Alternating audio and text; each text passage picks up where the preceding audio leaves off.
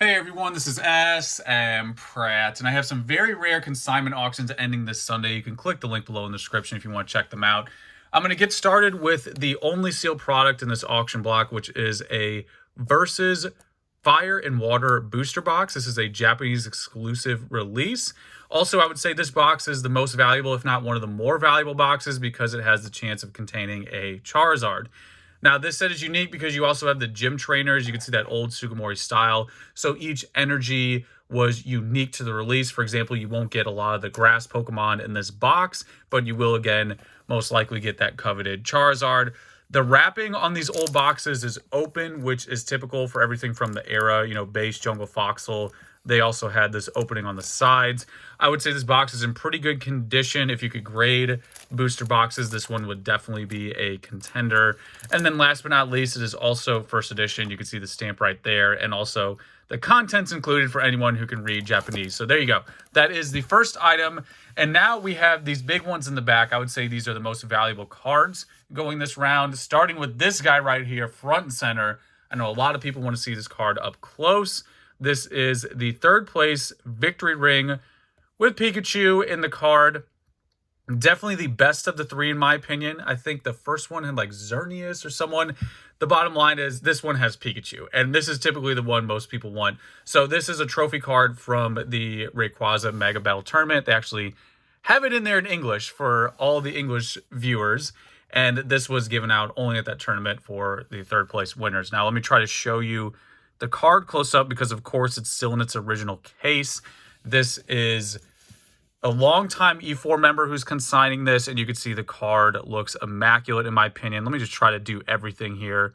Try to do the most to give you every single angle, because this is definitely going to be one of the most valuable cards ending this Sunday. So I want to make sure you get a good look in 4K at everything. A lot of people, go both ways, keeping it in the case, because these cases are very sleek. I also love how they do this little back thing here.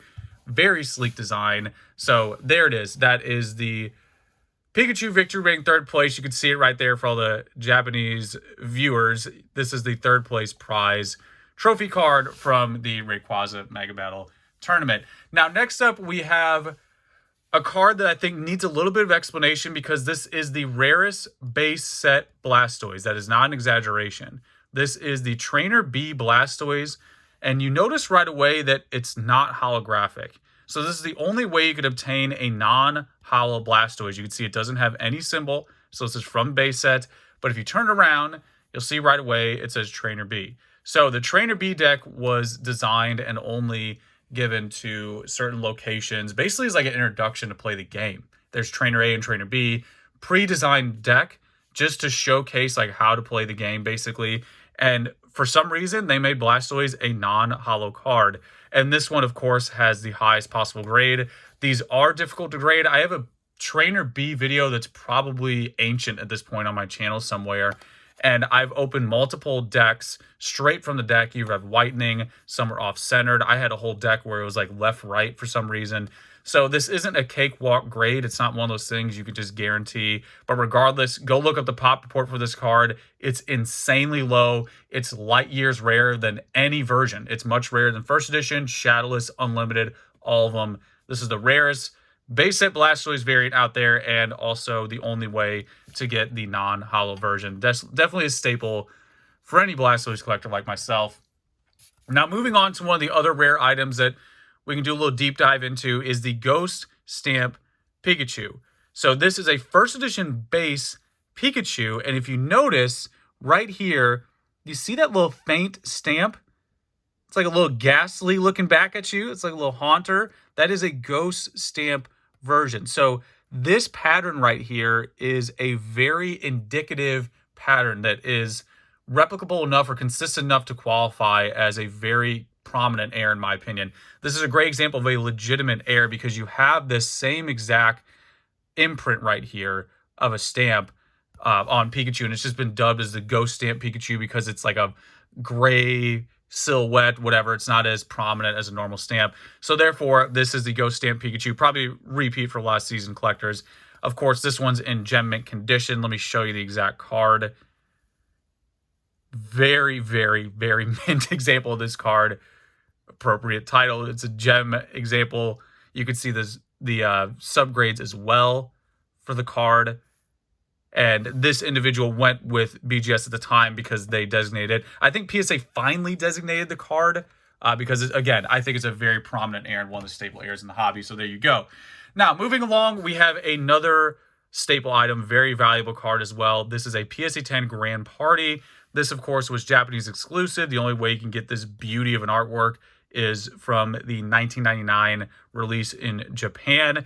What's interesting about Grand Party is like a very accessible trophy card. You know, keep that in context. But why I say that is because you get this Pocket Monsters logo, which is only present on like the Pika trophies, TMB, SSB, Trophy Kangaskhan.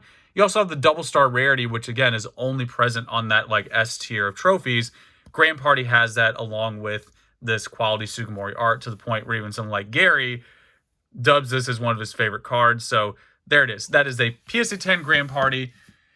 Next up, we have a PSA 9 Championship Arena. This is another Japanese exclusive card. You're seeing that theme a lot in this video. Japanese exclusive, Grand Party's exclusive. This one is as well. This was only given out in Japan as a prize card during the Autumn Battle Road in 2006. You have the Celebi Mew version. Yes, that's how you pronounce Celebi.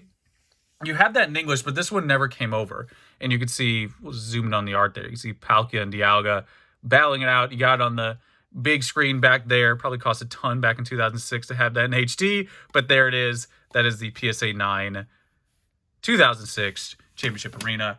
Next up, we have lottery cards, which are also staple items in the hobby. These were limited to 5,000. That was their estimated distribution. Of course, that amount is probably not in circulation today and definitely not in the pop report. This one got the highest grade, and also, like with this Blastoise back here, this one is the opposite in that this is the only way to get the holo version of the card was through the lottery promos of that artwork, and this one received the highest grade. Here is another one as well for the Typhlosion collectors out there like Shizzle. This is a PSA 10 Typhlosion lottery promo. Got to show that holo. This one's actually in one of the old cases. This is a throwback case from back in the day. Might have been graded when the lottery promo was still going on. Then you have a PSA 9 Meganium, however you pronounce it. There's no official pronunciation, but this one is also part of that same lottery promotion of 5,000 cards total. Similar like that Master Ball they just did with Pokemon Center. And then you have a Feraligatr as well from that lottery. And then we're going to show you the back. And there you go. And then next up, we have another prize card. This is from the LP. So LP, you can see there at the bottom, that is the numbered promo series. This is the Noctowl from the Battle Tour, another winner's prize. Very similar to like the Championship Arena in that you had a lot of these tournaments in Japan, even something like this. There's a lot of Japanese exclusive tournaments that they run in the year. It's just a different setup over there, and this was just one of the prizes back then during that era in 2009. So there you go.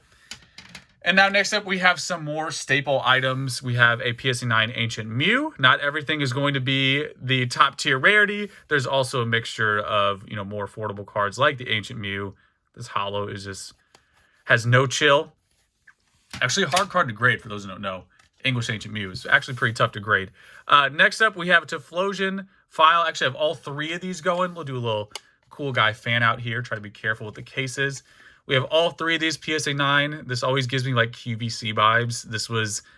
There was like some sweaty guy on QVC like just screaming at the top of his lungs like, you need to buy these, whatever. Big investment opportunity. But these are definitely staple items. These were the first appearance of these cards released. And there you go. And next up we have, speaking of first appearance, we have a PSA 9 Zapdos from Japanese base set. This one was pulled myself. I had a lot of Japanese base packs that I opened back in the day. You can tell by the cert number right there. It's one of the throwback from the 2 era when I graded a ton of this stuff over time. But again, showing you the front and back. Was that little swirl there? Got a little Raichu swirl going on. There you go. Super clean. I don't even know why this thing is a 9. Like, is it off-centered somewhere? Like, is that, they consider that off-centered? So I don't know. This maybe it's just me, but electric cards or yellow cards, I feel like a little bit more harsh on centering, I've noticed. You can comment below if you've had that same experience. And then we have a 2006 Victory Medal to go along with our Pikachu Victory Ring. So you can see like the newer CGI, the mid-2000s CGI. I like this one a lot. You know, this is what reminds me when I got back into the hobby. But I really like how they do the metal itself is hollow, where this one, like the whole card is hollow. But I like this little accent hollow that they do. And this one is PSA 9, probably because of that front centering, I'm guessing. Great example of, like, you know, strong 9s. Like, that thing is just, I guess, a little bit off-centered. But, yeah, otherwise, looking minty fresh. And then last but not least, we have these two cards going together. These are the Pikachu Outbreak cards. I actually remember buying these at Worlds in 2014 in DC, buying these from a Japanese seller at the time. There's actually 3 of them. You can see the numbers there. Were reverse order, 68, 69, and it's like this massive amount of Pikachus. We'll zoom in so you can look at all the Pikachus there. I mean, if you like Pikachu, this one has pretty much every single Pikachu. I don't know what's going on, but we'll show you the back as well for each. This one is PSA 9, and then this one is PSA 8. And again, these are Japanese exclusive cards. So there you go. This is the auction block ending this Sunday. You can click that link below if you want to check them out and watch them. And these are the marquee items here. Hopefully this was useful. You learned something, even if you're not interested in buying anything. Hopefully you learned something new here in the video. And yeah, you know the deal. Let me know how you feel. And that's pretty much it. Till next time, guys.